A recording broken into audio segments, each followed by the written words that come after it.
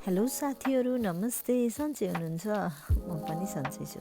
आज मैले shawarma बनाउँदैछु। त्यसको लागि मैले नर्मल दही लिएँ र दहीबाट पानी छुट्याउने।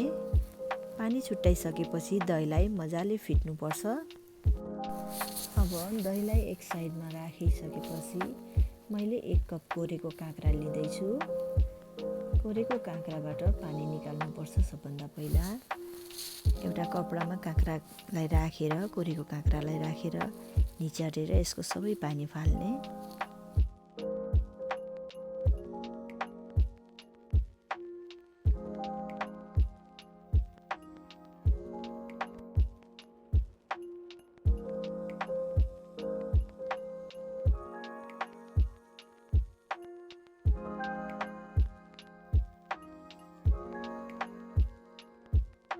काँक्राको पानी राम्रोसँग निकालेपछि काँक्रालाई हामी अघि फिटेर राखेको दहीमा मिक्स गर्दैछौँ।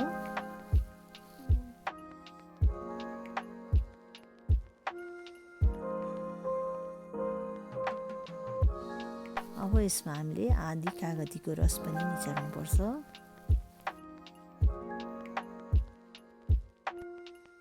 कागतीलाई राम्रोसँग मिक्स गरिसकेपछि यसमा काटेको हरियो धनिया राख्दैछौँ।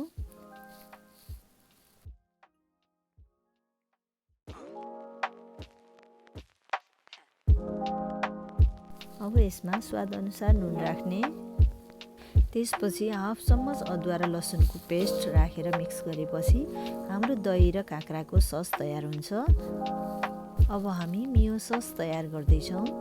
त्यसको लागि सबैभन्दा पहिला ठुलो चम्चाको 1 चम्चा मायोनिज लिने, आधी कागतीको रस र हाफ चम्मच नुन राख्ने, हाफ चम्मच कसुरी मेथी राखिदिने।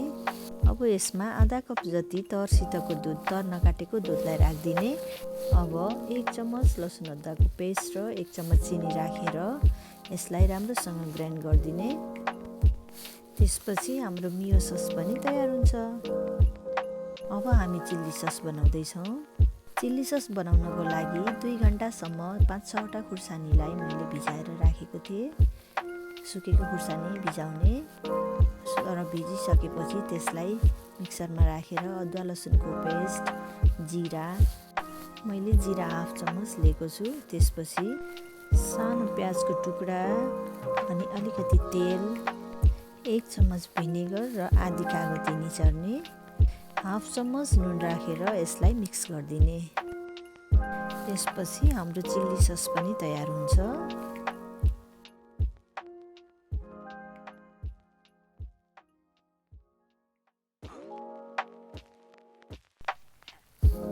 चिल्ली सस तयार भइसकेपछि अब हामी सलादको तयारी गर्दैछौँ।